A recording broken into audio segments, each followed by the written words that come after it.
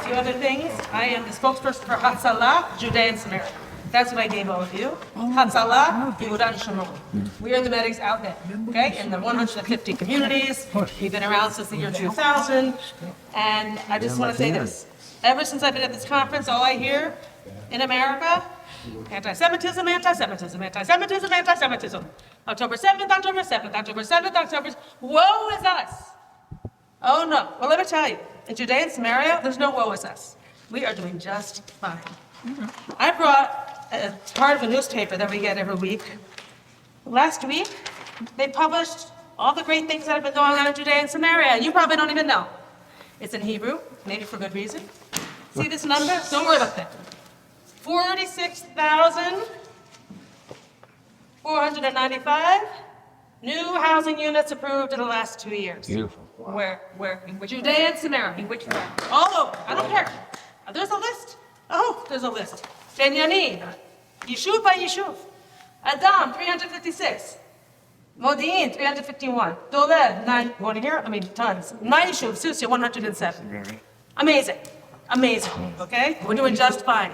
How many people live in Susia? Susia has 200 families today, about 1,500 people. We're the biggest yishuv in Har Hebron. Har Hebron has 25 yishuvim from Kiryat Arba down almost to Sansana, which is there's a checkpoint there all the way to Beersheba. Really beautiful life. We're like the only Americans. It's not an American place, but really beautiful life. And no fence. We have no fence. You have a gun? We all are equipped to carry a gun. Yes, I could carry some lesson, but I have 2 big dogs. And when I walk those dogs in the morning, I don't take my gun. I take a stick, I take the dogs, and the Arabs around us, they see me, they hear me. I see them, I hear them. We cannot be afraid. Okay? You can't be scared anyway. But I've lost any fear I ever had. Because you just look at it in the face, you see what it is. They hate us, they hate us. Awesome. They hate me. Okay. What are you going to do? Stop living? Stop breathing? Stop. We like you. Yeah. No, he said. Someone's going to like me. And anyway, there's a lot going on. It's not just new housing, new roads, new antennas, new farms, 130 farms. Who are the builders right now? The builders are Jews. The builders might be Arabs for these houses. There are probably a lot of Arabs. Probably a lot of Arabs, yeah. Yeah. They stopped after October 7th. They brought a lot of Indians in. I think they're still now back to Arabs. It took time. It's time to change. It's time to change. So there's a lot of excuses. Now, even in my yeshuv, which is a pretty small yeshuv, there was a vote. This is before October 7th, way back. How many people will not let Arab builders anymore? 50%. 50% wanted their Arab builders. Why? They're cheap. They're cheap. What do you give them? You give them pay for it. So we have Jewish builders in my house, but most people do hire the Arabs, and that's a different discussion. I don't like it either. Look, there are a lot of problems in Israel. There are a lot. There's a lot to fix. October 7th, let's not even go there. Like, why did that happen? It doesn't make any sense.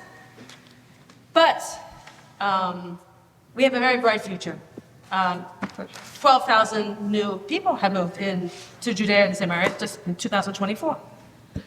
But I'm here, I want to also just tell you a little bit about what we do. We are the medics of Judea and Samaria. Take information. Please support us. We are the medics. When you come to Hebron, when you go to Shiloh, when you go to Eli, if you come to Susia and visit me, and you're in a car accident, or God forbid a terror attack, which there are lots of them, 3,000 events, just rock throwing in 1 year. There's also the knifing and the shooting and the ambushes and the lasers in their eye, and then they try to get you to run off the road. All kinds of creative ways of trying to kill us. But we are still there. People are moving in, having big families. I only have 5 kids, okay? Two of them are finished the IF. My soldier just got, Kivati just got his beret 2 days ago. My daughter's going in March, and my youngest is 16. And we all serve, and we all are going to make a bigger and better and stronger Israel. And that is where we all, and this talk of anti-Semitism, I only hear when I'm here. And this talk of fear and what kind of anti-Semitism board are you on? We have to stop thinking like that. Israel's a big place and there's room for all of you. You people are much tougher than us. No. You are just like us. There's no Telling you the differences. truth. I was raised a quiet Jew, and I was told, be quiet about being Jewish. I'm from Delaware. Wilmington, Delaware. I was not religious. I did not look like this. But you can change. If I can do it, you can. There's one really important difference between you and us, Yeah. which is this. You teach your kids to be Jewish, we don't. I don't. Taboo education. All I have to say is there's a lot of room in Israel, and if you're not going to move, Aliyah's great. Come and visit. Come over and over and over again, and come to Judea and Samaria. Contact me. Take my information. I will take you to these places that most people don't come to. They don't. You don't need an armored bus. You need an attitude. You say Tefillat Haderech, you get in your car and you drive with purpose. Okay? You need to know Judea and Samaria. I have a map here. People say, oh yeah, I know Israel. I've been 50 times. Where do you live? I say, I live in Susia. Where's that? It's south of Hebron. Oh, Hebron, we've been to Hebron. Isn't that up north? Okay? This is Judea and Samaria. You need to know this map. This is yours. You need to know when I go to people's houses, I look at the beautiful art on the walls. So we went. Big donors, We always go to fancy the art. restaurant and the mayor is over Where's your the map? restaurant and I forget. It's in the basement. Know the land. We always. I'll leave this out here. You can look at this. Hey, he has it. Do you work with One Israel Fund? Yes, we are the medical branch of One Israel Fund. No, by the way, for your intellectual curiosity, my wife and I just made reservations to go to Israel for April, May, June, and July. So if any of you are thinking of going to Israel, you let me know. We'll go to Susia and some of the other events that we're going to hear about. Definitely. And not only do we age the city, we have a modern yeshuv. You know, we have playgrounds, we have a pizzeria, we have a place for shawarma, we have, green grass, we have a little store. It's a life. It's a life. It's not New York City. There's nothing to do after 5 o'clock. It's much nicer. But you've been there, sure. Do push-ups on my porch. It's a life. It's a really beautiful life. And, goat farm, winery, open space, rock climbing. I can take you into a well, okay? No fence. And really, it's a biblical life. You get biblical energy. And you're all welcome to context. Thank you. Thank you.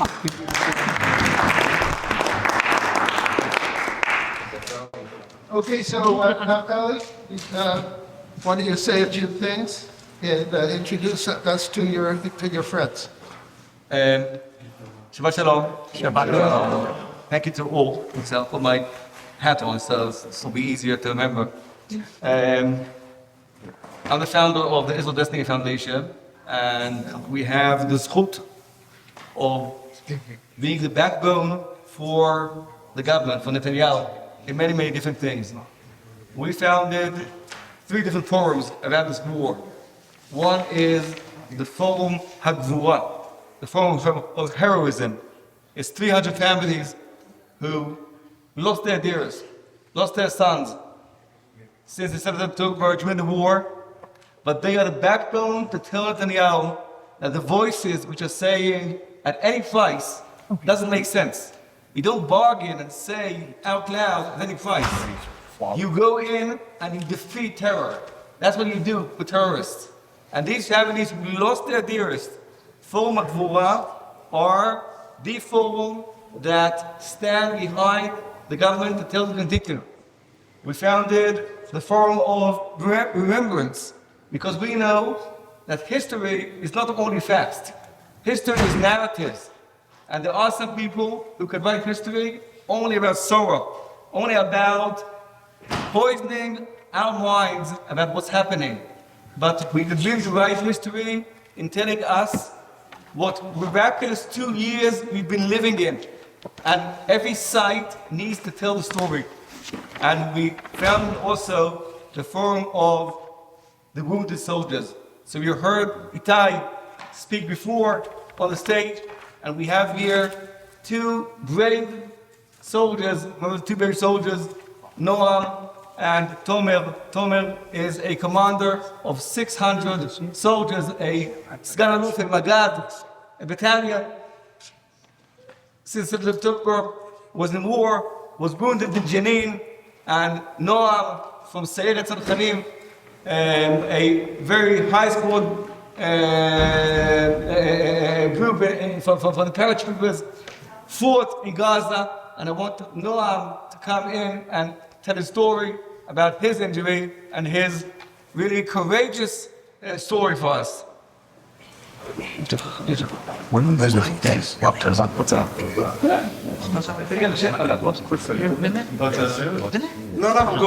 first, thank you very much for the opportunity. And I just want to say one before I speak of the story, that I come all the way from Israel. I'm still in the middle of the rehabilitation progress, and it's really amazing and inspiring me to hear your leaders speaking about Israel, about the Zionism. It's amazing. It's amazing. It's really filled my heart. I'm 35 years old, married to Gaia, together with 3 kids. I live between Afula and Bet Shean, amazing area, really green and peaceful. 7 October, Simchat Torah. I'm in the synagogue, praying deeply. My mother-in-law came to the synagogue, she took me out, she told me that war happened in the south, you must go quick. Like Naftali said, I have a really important job in my unit, I'm part of the team around the commander. We ran home, I hold my wife and my both kids, grab my gear, I go up to the car, how much quick that I can to the south, to the base. From the base, quickly we move, we go up on the army vehicle and we start drive to the south. How much you got close, you start to understand what's going on, the first body that you see, all the adrenaline below in your body, and you understand that you are going to the battle. First stop, it was Alumim Junction. It was almost sunset. We go down from the vehicle, it was nighttime. Many bodies around and burning car and fires. Something that you cannot imagine. Our commander take everybody, and he told us that our first mission is to start to collect the bodies. And bodies after bodies, we put them on a big trailer. Everybody that you touch, and you see, you never forget. The smell in your hand is something that goes with me every night. We finished our mission, we moved in the morning. I remember I was really deeply praying at that moment. They sent us to Be'erit, kibbutz Be'erit, to help and clean the kibbutz.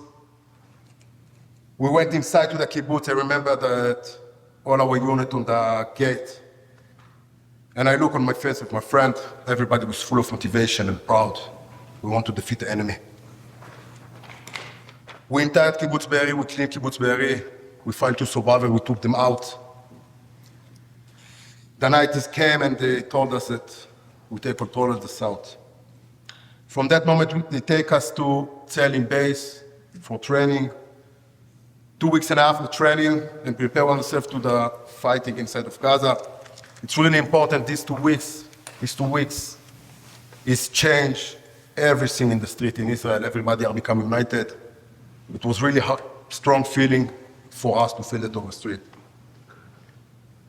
We went inside to Gaza, I fight and I take part in many missions, an event, pictures, 3.5 months in the middle of Gaza, and then I moved to Khan Yunis. But nothing that I saw and I feel and not prepared me to 30th of January of 24. They sent us to a really dangerous neighborhood next to Khan Yunis. We need to protect some road. It was 12 o'clock in the afternoon. They sent us to every team to clean the area next to the road. We need to go house after house, make sure that there's no terrorists there, ammunition. It was 3 o'clock when we finished our job and we are on the way home. We went up to the house where we sleep. I poured the water, take my weapon down because I wanted to lay down. I take my vest on, and when the vest touching the floor, I hear an explosion and big shot next to us. I take my vest, I wear my vest, take my weapon and went out from the house. I joined to my team. I put the headphone in my ears. Our commander screamed order to every team where to go. The explosion and the gunfire that we hear, it's what happened. One team from our unit go inside to a house, they clean the first floor, they go up to the second floor, they open the door. It was 2 terrorists in this apartment. They hit the team with gunfire. From that bullet, 3 soldiers was wounded and the officer fell down in the middle of this apartment. We ran to help them because we hear that it was three soldiers was wounded. This team was wounded, dropped grenade, and they went back from this house. We ran and we see them. We hit the house with the terrorists, with gunfire that we have. We jump. We arrange everything. It was screaming and blood on the floor. We did a first aid for the wounded soldier, and we took them to a safety area. And when the stretcher with the soldier touching the floor, we hear that Gabriel Shani, our robbery officer, was missing. Everybody was shocked. But our commander was he's a really hero guy. Scream, everybody prepare yourself. We go to save his life, Gabriel life. My really close friend, Yuval Nir, who was the older soldier in our unit, take the lead. He was the first, I was three on the line. We went inside to the house where is the terrorist there. All the team get inside to the first floor. Someone scream, first floor is clean. Yuval crossed me, I tell Yuval, I'm with you. You cover to the second floor, I cover to the top. You don't think on nothing, you think only on your friend. We go to save Gabriel. It was 2 stairs. I go up in the first stairs when Yuval shot into the second floor and I shot to the top.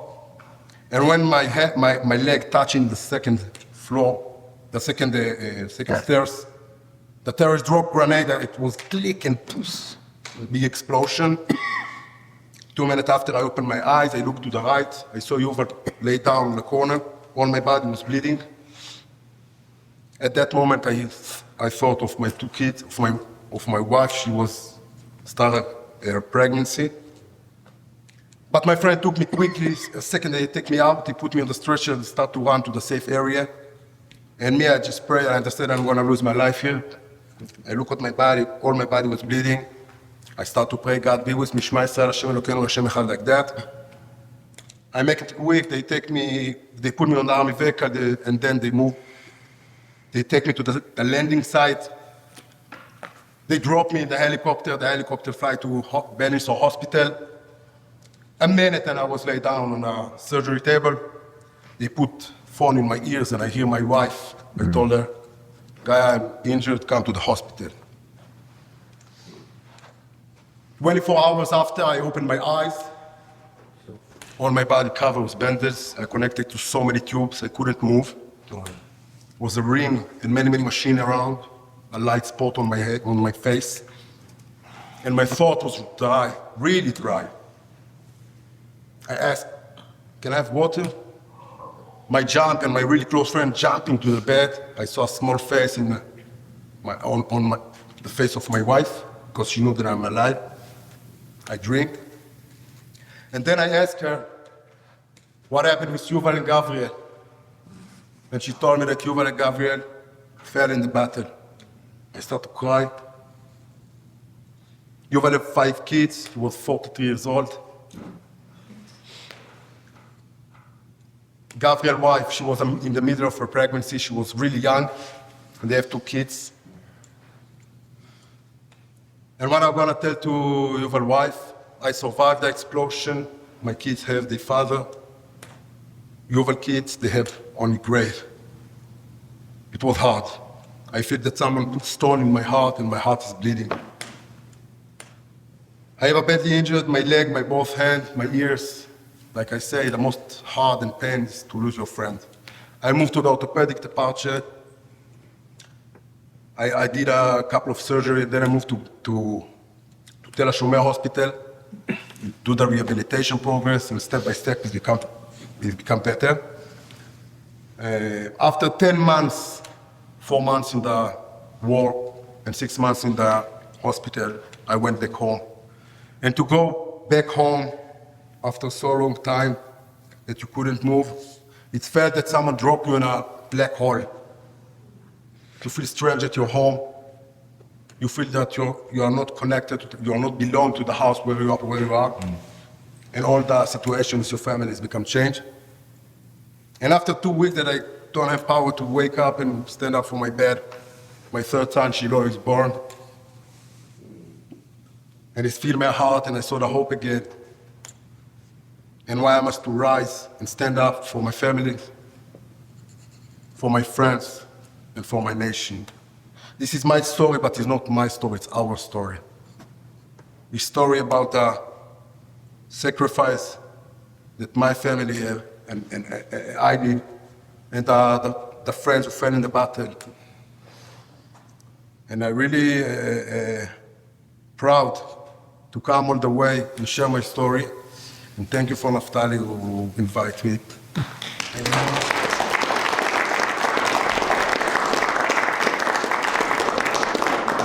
Thank you very much to parents who invite us. Really appreciate it. It's an honor. Thank you for coming. So I wanted Shabbos to say a few things, and I met Shabbos a few years ago at an event like this, and he sued Harvard University, and I hope you sued them for $40 billion. And for their anti-Semitism, which is so embarrassing to hear. But Shabbos, tell us what you're doing, and give us, everybody, an update of Sure. what you want to do next. Yeah, well, hi, everyone. Thank you so much for having me. I do appreciate it. Ben Shapiro told me a few weeks ago I talk too fast, which is a little weird coming from Ben. But I am going to talk a little quickly just because I'm speaking to the students soon. So as Ken mentioned, we filed a lawsuit against Harvard. In a nutshell, Harvard filed a motion to dismiss with prejudice, meaning they were asking a judge to toss out our lawsuit and to set a legal precedent so that no Jewish student in the future could hold them accountable for anti-Semitism. And in July, our Judge Richard Stearns of the Federal District Court of Massachusetts, he issued a 25-page scathing ruling against Harvard, writing in part, quote, "The facts as pledged show Harvard failed its Jewish students." He tossed out Harvard's double motions to dismiss, and we actually became the first case in American history pertaining to the civil rights violations of Jewish students on a campus to be allowed to go to trial. It never happened before. And currently there are half a dozen cases brought by Jewish students across the United States who have actually cited Kestenbaum v. Harvard as legal precedent. When the Department of Justice and the Trump administration wrote public letters telling Harvard that they were cutting off billions of dollars in funding, they cited Kestenbaum v. Harvard. So I think there are two ways that we should be looking at in terms of combating anti-Semitism. One is lawfare. Sue these universities. If someone hurts a Jew, don't send them to Holocaust museums, send them to jails. That is the only way we feel. And then the second, well, really free. So that's number one. Number two is things like the RJC. So I'll be speaking tomorrow to the conference for those of you who are still around. But it's incredibly important that the American Jewish community votes in their best interests. In the same way that the political parties make concessions to the black community, to the gay community, for the very first time in 2024, the Jewish community voted for their best interests, and they made it quite clear that if you're not going to create concessions to the American Jewish community, we're not going to vote for you. So even though 35% doesn't sound like a lot, Donald Trump received the most Jewish votes of any Republican nominee since Ronald Reagan. And that is a testament to the fact that if we're not going to take our concerns seriously, then we will not support you. I grew up on the far left of the political spectrum. If you were here at RJC last year, I spoke more in depth about my story, but I voted for Bernie twice. I marched with BLM. I'm doing teshuva though, okay? I worked on the Trump campaign. But the second way is politics, making sure we're only voting for policymakers who have our best interests at heart. And then the third way, which is a bit more ethereal, is if you truly want to combat anti-Semitism, at Harvard, for example, many of the individuals who called for an intifada, many of the individuals who took part in the encampments, many of the individuals who blamed Jews for October 7th, a lot of those people were in fact Jews. Hannah, Scott, Michelle, Ari, these are Jews who I sat in classes with. These are also Jews who have zero affiliation with the Jewish synagogue. They have never been to Jewish day school.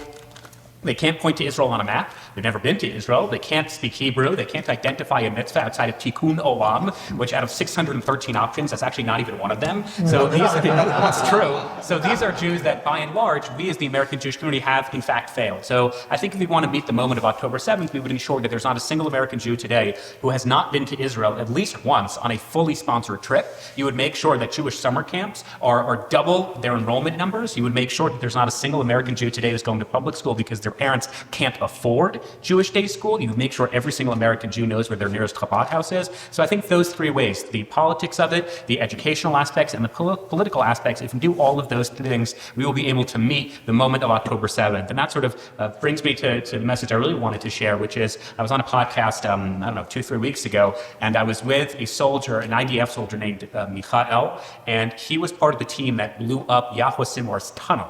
And he was younger than me. I'm 25. He was 20 or 21. 2021. And I made the point that on October 6th of 2023, if a young American Jew such as myself wanted to learn about Jewish heroes, we would open up a textbook and we would learn about the Maccabees, we would learn about the Bar Kokhba revolt, or we would open up the Bible and we would learn about David and Samson and whomever. And on this podcast, I mentioned that the biggest paradigm shift post-October 7th is if a young American Jew like myself wants to meet a Jewish hero, you don't have to open up a textbook or a Bible, you just book a one-way ticket on El Al, and you can look at these Samsons and Davids just walking down the streets of Tel Aviv and Jerusalem and Renan and Herzliya and elsewhere. I mean, these are people who you can look at and touch and tell.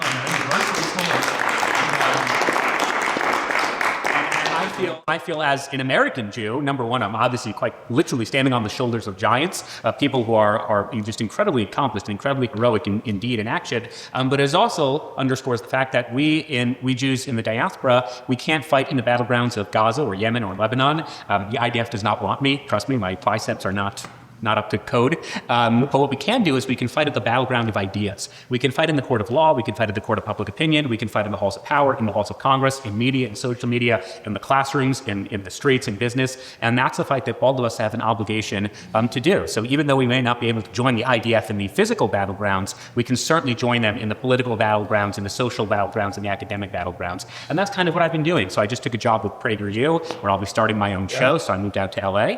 And part of what we will be doing is focusing on religion and politics as part of my show, and particularly the absence or the murder of Charlie Kirk. There have been nefarious actors, obviously, I mean, you've heard it all today, so I'm not going to repeat it, but nefarious actors who are trying to influence and infect the minds of millions of Gen Z Americans, in particular Gen Z men, and we're trying to stop the spread, slow the hate, slow this poison, and we're doing everything we can. So, try to support PragerU, definitely support the RJC, definitely support your local Jewish organizations, and that's about it. And if you want, I can answer questions, but if you don't, I don't want. We have one more speaker. Okay. If you hang around. Okay. You have to run? I might have to, speak to the students. So does someone have a question? One question. Yes. Where'd you go to elementary, junior high school, and high school? Oh, okay. I went to Yeshiva Noam, like a good Jewish boy, which is in Paramus, New Jersey. And then for high school, I went, and same for middle school. And for high school, I went to SAR High School in Riverdale, New York. It's a modern Orthodox educational day school. Do you recognize Margie from SAR? Oh, yeah. Hi. Yeah. Oh, my gosh. That's a throwback. Yeah. Hello. Good to So see I'm you. going to say one thing. Yes, please. If after that you turned out voting for Bernie, we're in big trouble. Right. I'm dead serious. That's not a joke. That's not a joke. No, that's true. That's not. I know it's. I'm not joking. A lot of them. I'm not You went joking. to the through the lawsuit in federal court. You said that I'm not they ruled in your favor, or they just quashed your motion to dismiss. So they quashed Harvard's motion to dismiss. They allowed us to go to trial. Okay. We made an out-of-court settlement. I'm not allowed to discuss the terms, but suffice to say that the day after President Trump was reelected, Harvard's lawyers reached out to my lawyers and they wanted to settle. And it was a garbage settlement. And it was really just because they were scared of what Trump was going to do, which is in fact what he has done, which is cut billions of dollars in aid and get rid of DEI and get rid of foreign students who break American law. So I did not settle. And then without getting into the details, 6 months later, they came back with a different settlement. And it created the structural reforms that I thought was necessary from the get-go. So you filed a civil suit in federal court, or they removed you in federal court? No, we filed. a suit in federal But the biggest accomplishment of the case was that we survived the motion to dismiss. That never happened before, which is why all these other students, like the ones I'm about to talk to, they can now sue their schools as well. And I encourage them to cite Kestenbaum v. Harvard as set legal precedent, because it is in fact set legal precedent. No, we didn't have an amount. No. But if you see me driving my Ferrari, Before the house. yeah, no, we didn't sue for money. Yeah, no, we money was not the reason why we sued. Yes. What was the catalyst that got you to shift from voting for Bernie Sanders being... Well, seriously, because I mean, for the life of me, and I ask Ken this all the time, why are there only 36% or 37% people who vote for Donald Trump? I mean, he's the best thing that Israel has ever had. I don't really get it. So what got you to switch? In a nutshell, first of all, watch my speech at the RJC from last year where I talk about it in depth. It's about a 10-minute speech. Just go on my Instagram. It's one of my pinned videos. You can watch it in full. But in a nutshell, I'll put it this way. I believe, and still sort of do, in strong measures to combat climate change. I believe in a federal minimum wage. I sort of believe in reproductive choices to an extent. But I also believe we can't talk about any of those issues if we're dead. So if American Jews are being physically assaulted on their campuses and American Jews are being held hostage by Hamas in Gaza, then yeah, the climate change change stuff might be important, and yeah, the abortion stuff might be important, but it literally pales in comparison to existential issues. And I'll give you just a quick anecdote. We were at the Ohel, the grave of the Lubavitcher Rebbe, with President Trump on the one-year anniversary of October 7th. There was myself, Ben Shapiro, the family of the hostage, Don's parents, in Auschwitz, whatever. But you know who else was invited? Kamala Harris. And Kamala Harris said no. And we actually said, okay, well, you come a different day when Donald Trump isn't there. And she still said no. I went to even though I spoke at the Republican National Convention, I went to the Democratic Convention. And I said, fine, don't have me speak because I'm a MAGA fascist. Fine. Here's a list. I literally gave them a list of a dozen young progressive Jewish students on college campuses who've been affected by anti-Semitism. And I said, I will connect you with any one of them. They're friends of mine. Have them speak for 2 minutes. One of them speak for 2 minutes on anti-Semitism. I literally told them, don't let the Republicans be the only ones to talk about anti-Semitism. And they said no. So this kind of goes back to what I was saying earlier. If a political party in the United States does not want to support our community, that's their prerogative, then we're just not going to support you in return. And that was essentially my paradigm shift. My paradigm shift was October 7th. 63% of Jewish people still don't vote for Republicans. Well, a lot of that, Democrats. yeah, a lot of that has to do with the fact that if you look at the numbers of those 63%, the overwhelming majority are the Jews that I were just describing, have zero affiliation with our community. To them, Judaism is going to Zabar's and ordering a lox and bagel sandwich. And again, these are Jews that we have failed tremendously. And if we truly want to ensure that this does not happen in the future, we would ensure that young Jews, as early as possible, as quickly as possible, have positive associations and feelings with their Judaism, that they're going to Israel very often on sponsored trips, fully sponsored trips, as opposed to their Judaism is, as I said, just going to Zabar's and I don't know, whatever those Jews do. I just want Yeah. I just want to expand on what you just said about, you said you care about the climate and minimum wage, reproductive rights, et cetera. And if we're not safe, we can't even worry about those. There's actually a broader statement about socialism, communism, that if our economy tanks and we have people struggling, we're not going to be able to worry about gay marriage. And, Correct, yeah. And so it's really Sure. It's even broader. Correct, which is why, for example, when I speak on Piers Morgan or CNN or whatever it may be, and they ask me about Zohar Mamdani, it's obvious he's an anti-Semite. It's obvious he's anti-Israel. So I actually don't focus on that because that is clearly not enough of a reason to get New Yorkers to not vote for him because he won the primary and he was still just as anti-Semitic then. So instead what I do is I talk about how disastrous his policies would be if even an iota of them were actually implemented on New York City. So, for example, Zohar Mamdani says that billionaires should not exist in the financial capital of the world, which is ludicrous because his entire economic plan rests on the premise that there will be billionaires to fund his entire agenda. I mean, everything he says is just so dumber than the next. So that's kind of what I focus on. I focus on if you're a young person like me and you're struggling to afford rent, freezing the rents is economically disastrous because you will cut any incentive that landowners, property developers have to develop property. So you would actually be a staunch capitalist and a Republican if your number one issue is affordability, in my opinion. Yeah. So in Israel, a larger portion of the Jewish people who live there are secular, and so their Judaism doesn't necessarily stem from religion. It's more of a cultural and like a heritage thing. And I was wondering if, like, when you were talking about how,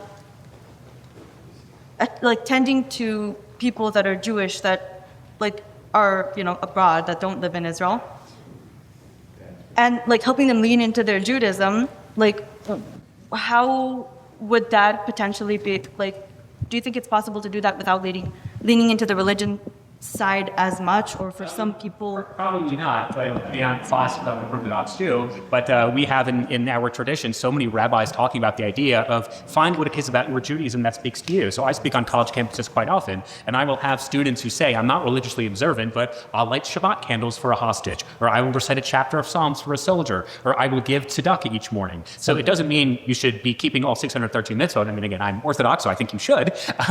But find what it is about your Judaism that speaks to you. And I'm sorry, but not everything is Jewish values. You can't just say that my liberal values make me feel good and therefore they're inherently Jewish. That's really not how this works. And that's one of the failures of American Jewish liberalism. I just came from the World Zionist Congress. I was in Israel. I flew from Israel to Vegas. It was a terrible flight.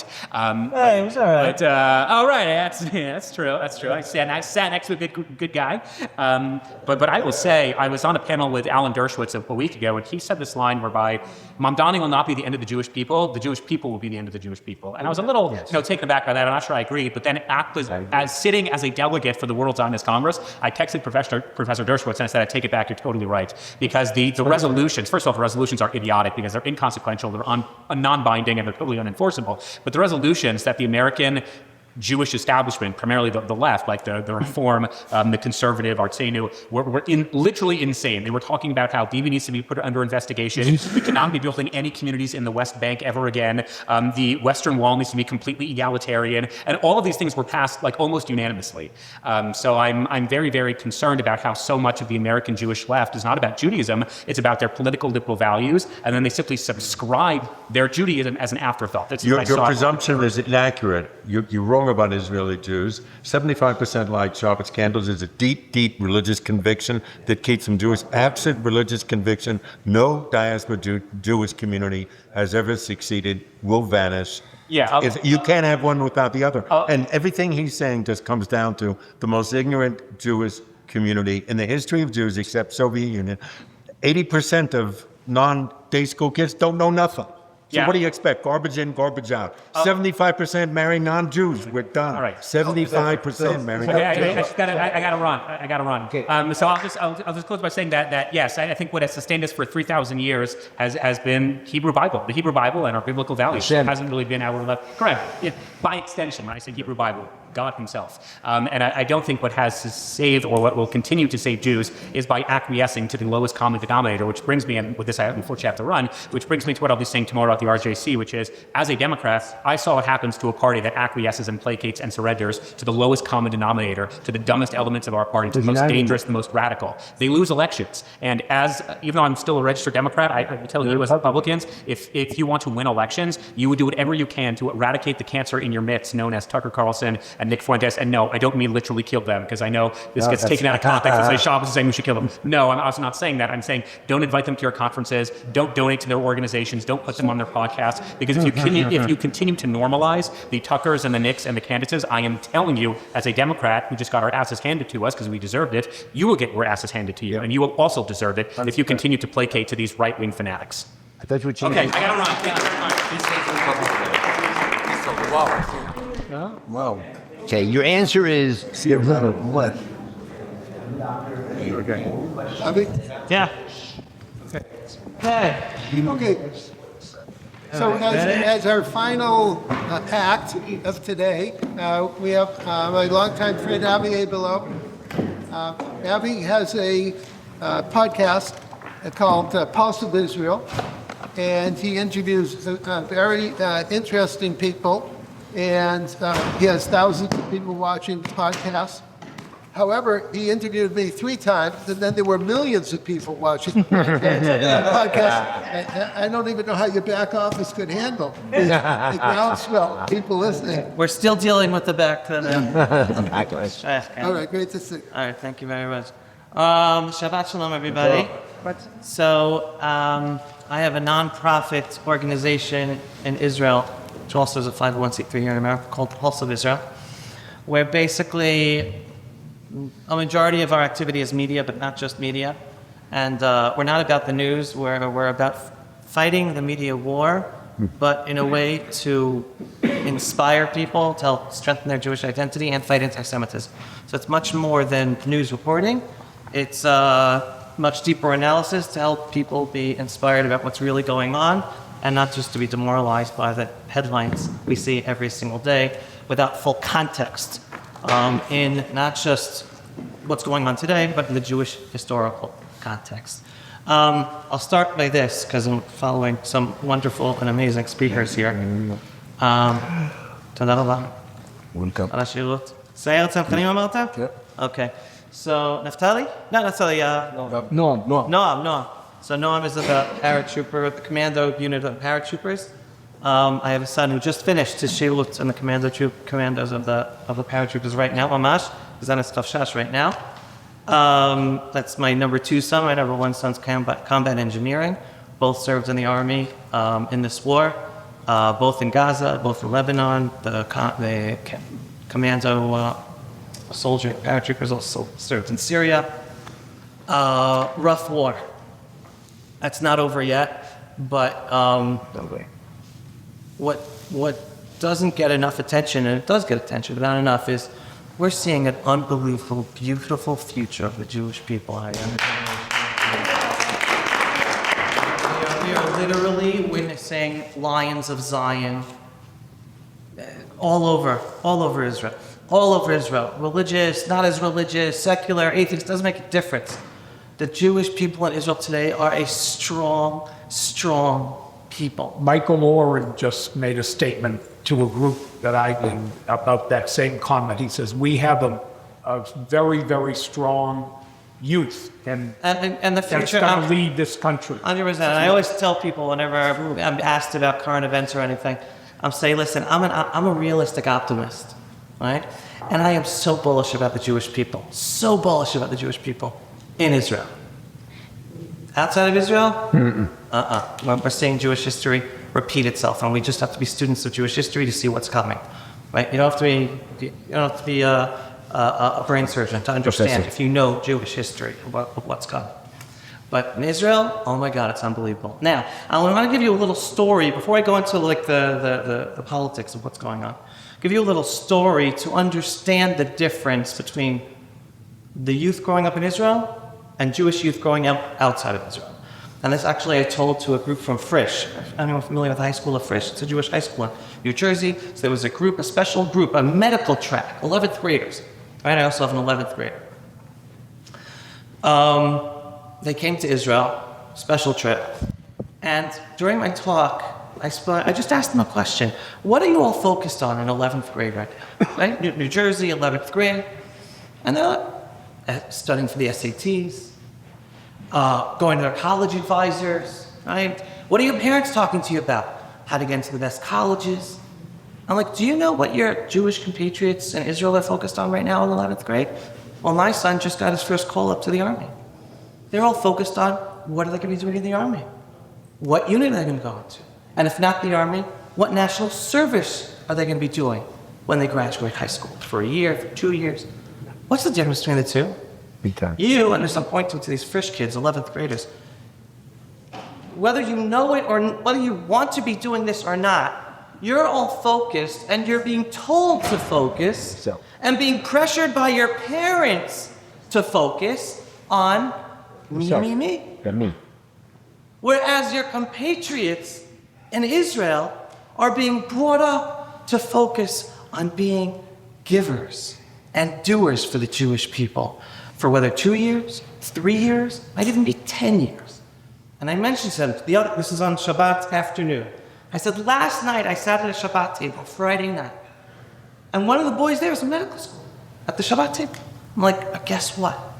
When he finished high school, he went to the Army for 3 years, then served as an officer for 5 years, and now he's in medical school. And guess what? It's okay. He's got the rest of his life ahead of him. He's only starting medical school at 28 years old. Right.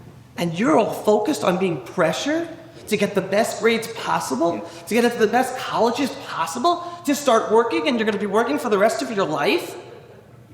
Like, that's the difference between the youth being brought up in Israel today and outside Israel. There's plenty of differences, but this is a major, major thing. Already at 16, 17, 18 years old, they're being brought up. And again, not just religious, it's not a religious thing, to be givers and doers for the Jewish people. And that's a big part of the whole Lion of Zion attitude that's come so naturally. And it so warms my heart when I see 17 or 18-year-olds who grow up in America, and then instead of going to college, they're coming to Israel, and they're staying in Israel. And then they're staying to serve in the Army, or staying to do national service. They've become part of this Jewish ethos of being givers and doers for the Jewish people. Okay, so now let's jump into more politics, and I'll touch upon what Natalie was speaking about before. Yudan Sharon, unbelievable things are happening in Yudan Sharon in Judea and Samaria. Unbelievable things, and of course most of the media headlines, besides great headlines in JNS that we have with Alex, are not telling the truth of what's going on, not helping the Jewish people understand the reality on the ground. So just last week, I had the opportunity of giving a personal tour to Tommy Robinson on the Temple Mount. All right, it was live streamed. Anyone could watch it. You can ask me for the link, hour and a half. That's great. Unbelievable experience with Tommy Robinson on the Temple Mount. One of his influencer friends that joined us for that trip is an ex-Muslim who just recently converted to Christianity and goes by, he's an influencer, he goes by Apostate Prophet, I think is his name, right? So why am I telling you this? Besides the fact that it was obviously very entertaining to be on the Temple Mount with him because he played it up like he was a Muslim, and then there's just interesting interactions on the Temple Mount between the Muslim Waqif and not letting Tommy go into places, and here's this Muslim acting Muslim. Very interesting. But the following day, I took this apostate prophet, ex-Muslim, up to one of the hilltops in our hills. I live in Efrat, in Gush Etzion area, overlooking Bethlehem, in between Bethlehem and Hebron. And anyone who doesn't know exactly where that is, just look at the map over there. And I'm interviewing him on this hilltop. Now, first of all, I have to understand, I was called up on October 7th, immediately. And my unit protects the area of Gush Etzion, in a sense, to ensure that October 7th doesn't happen to our communities in Judea and Samaria. We were all called up already on October 7th in our local areas. I was taken to that hilltop. All right, this is the hilltop. It's called Eitam. Anyone not familiar, never been there, you're invited. I'll bring you there and I'll show you there. I'm right here. Eitam, right? Eitam with a mem at the end. Okay, the Givat Eitam, the Eitam hill, is surrounded by Arab housing all over, by Beit Lechem and by illegal Arab building, built to take away our land. But we have saying, according to law, this land is Israeli law land, it's supposed to be built, thousands of units per Efrat, please God, hopefully within the next 10, 15 years. Over time that we're not building it, guess what happens? The Arabs are stealing it and building illegally, trying to take it away from us. So the only people you have living on this hilltop, one family, with little kids, one responsible adult, sometimes he has a gun, sometimes he doesn't, and then 15, 16, 17, 18-year-olds, boys, managing this hill in the middle of being surrounded by Arabs. Teenagers, 16, 17, 18-year-old teenagers, 15 of them. Now, not only do they take care of this outpost, and they're the ones building everything and taking care of the electricity, they're also acting as shepherds for the sheep, right? And they're guarding. So I remember I was there, this is October 8th, October 9th, literally right after October 7th, and we're there every single night. It is the scariest thing on earth. Because you are literally thinking to yourself, October 7th is going to happen to you right here. We're surrounded by Arabs. And all you have is, I'm there with 3 or 4 other soldiers, we have guns, and then we do patrols with these 16, 17, 18-year-old kids. We have to go up. Was it Elisa Barrett? What? Elisa Barrett? No. Okay. So there's this one little ATV, and we have a patrol every hour. And it's the 16, 17, 18-year-old who gets up every hour to drive the ATV, and then one soldier that joins, right? But that's the responsibility. Many of our teenagers, this hilltop youth that gets slammed in the media, in the Jewish media, as being the obstacles to peace and being horrendous children, no. Every once in a while, you could have some issues, 100%. You're talking about teenagers. But 99% of the time, you're talking about unbelievable teenagers who are not afraid, not thinking about themselves, thinking about saving the land of Israel, saving about the Jewish people, and literally putting their lives on the line. All right, now let's go to current events. Current events, I have some articles here that I wrote that I can end up afterwards. One of them is JNS, or 2 of them are JNS. I want to touch upon very, very quickly. 1, Mike Waller said something very interesting today. And when I say very interesting, I mean very sad. He mentioned that we have Trump's Gaza peace deal, but the war's not over yet. Why is the war not over yet? And I'm going to use his exact words, because we still have not received all of our dead hostages back yet. Okay? Now, this isn't a slip of a tongue. This is a concept that unfortunately is being talked about and discussed not only by American politicians, but also by Israeli politicians, our official representatives. As if this war is about only returning all of our hostages dead and alive. No, this war is about ensuring we never experience an October 7th again, and no Israeli is ever taken hostage again. That's what this war is about. So for elected officials, and I'm not talking American elected, Israeli elected officials, of our own prime minister, to talk in such a way, right? And whether he means it or doesn't mean it, but this is what gets across. That the end of this war is the return of all of our dead hostages. That is a huge, huge mistake. Huge mistake. Because again, people who are standing up for us are talking like this, and we're all getting deluded into thinking, okay, that's it, war's over, we're getting our dead hostages back. And this even goes against Bibi Netanyahu's own words, which was a few weeks ago, when he was talking about the deal, before the deal was made, and he made the certain conditions for the deal, and one of the conditions for the deal was, he was mentioning the understanding that 90% of all the Gazans supported what happened October 7th. Meaning, and this is another, and again, I'm a huge supporter of Netanyahu, huge supporter of Donald Trump. That doesn't mean I'm not going to call them out on their mistakes. And Netanyahu made a huge mistake in the beginning of the war when he said that this is a war against Hamas. It's not a war against Hamas. It's not a war against all of Gaza's Hamas. And all of a sudden, we convinced the world, we convinced Donald Trump, we convinced, oh, it's only Hamas, it's only a terror group. No, it's not our terror group. Same thing. All of Gaza is Hamas. All of Yudan Sharon is Hamas. There's elections today. Hamas is elected in Yudan Sharon. We all know that. It's an ideology. All right, so that's issue number one. Let's go to issue number two. Even further, Hamas is not the enemy. Hamas is the stormtroopers of Qatar and Iran and Turkey and Egypt. Hamas is not the enemy. They happen to be the ones doing the fighting right now and paying the price, but they're not the enemy. The enemy is a 1,400-year-old religious ideology in dressed up as a religion to destroy all of us kafirs. That's what it's about. So there's no winning this war against Hamas if we're not winning the war against the ideology. And we're never going to win a war. Yes, you're never going to war against the ideology, but you can deter the ideology from ever being able to impact you. But us deluding ourselves, telling ourselves, and again, I'm talking about our own leaders talking to ourselves, whether Israeli leaders or American leaders, saying, Hamas is going to be defeated, the war is going to be over. Give me a break. And listen, Netanyahu knows. I hope Trump knows. Netanyahu definitely knows. No. He knows Qatar, Turkey, Egypt, they're all waiting for the next round. Oh, yeah. There's no peace deal here. This is a ceasefire. This is a hudna. And they're all just going to wait for the next round.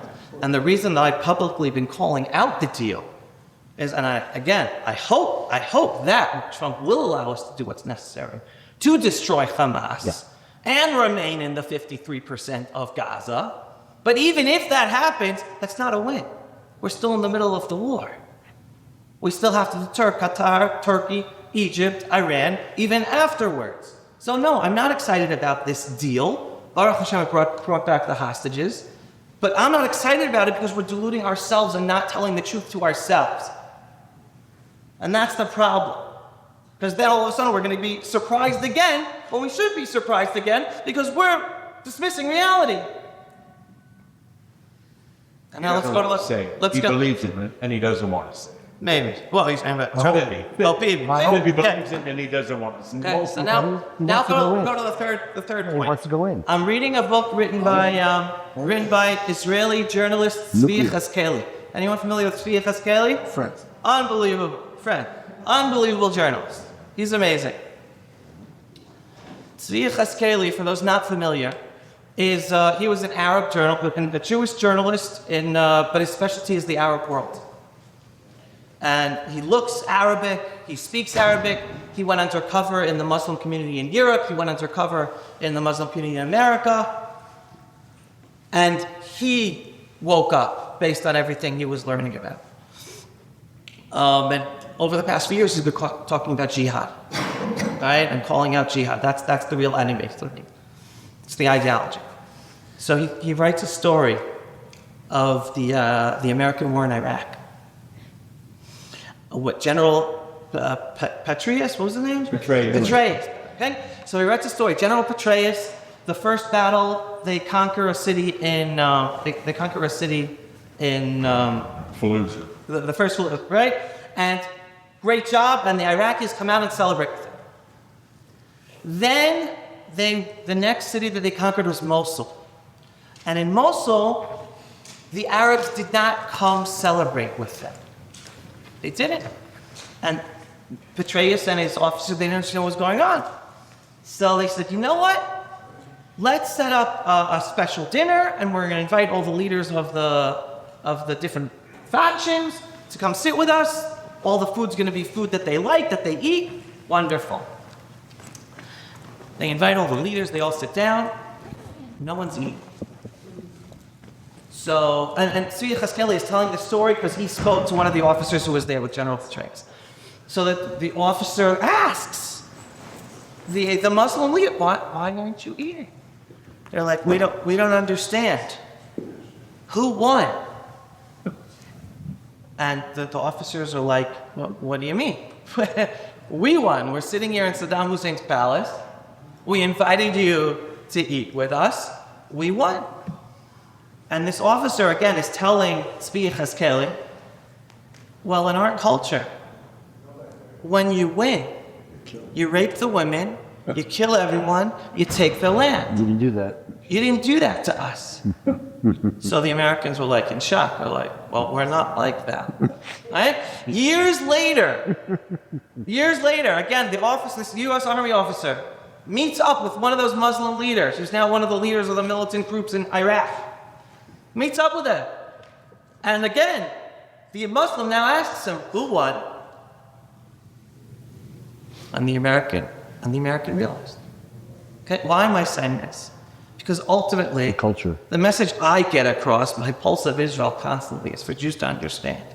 One, we're in a war against a 1,400-year-old Islamic ideology, and we can't delude ourselves otherwise. Okay? And that's not going away. Taking 53% of Gaza back is not going to deter them.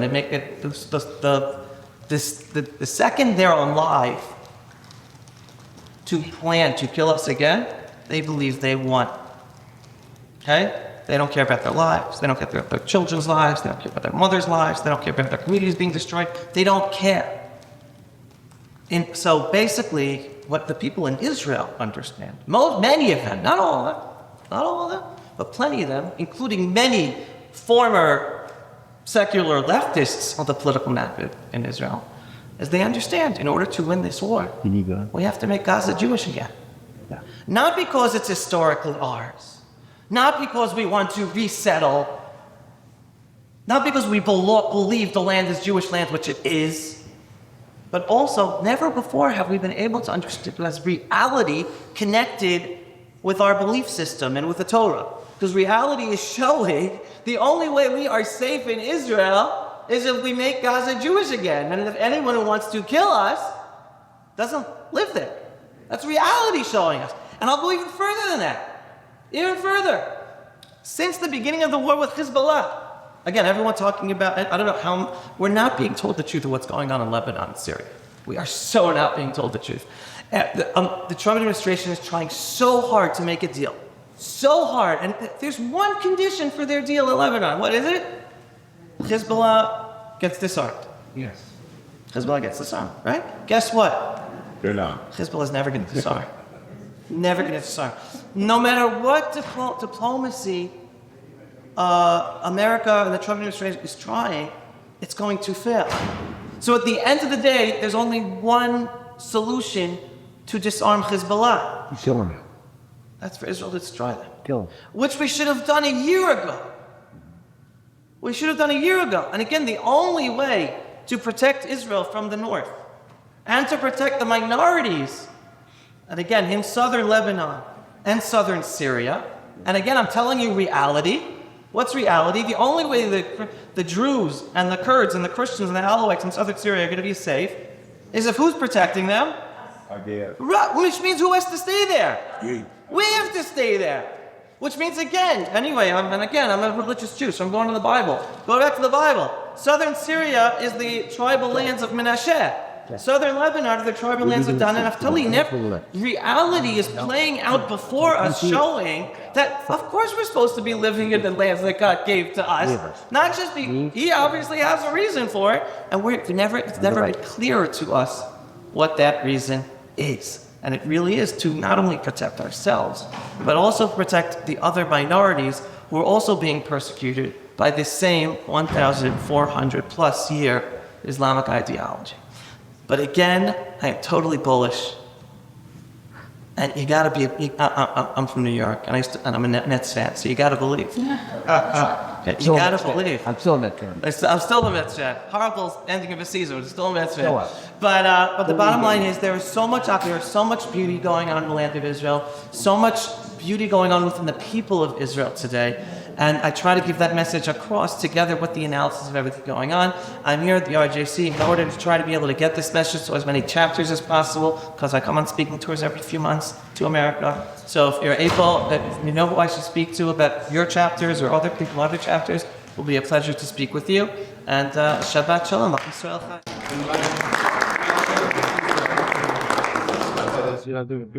No, go for it. Yeah, No, sorry. People want to leave us, So, you do Q&A, Dan? Well, I want to thank everyone for coming. If anyone has some extra questions, just come and ask me some questions. Nice, dude. I was working in internet. What? Sorry, can't come to yourself.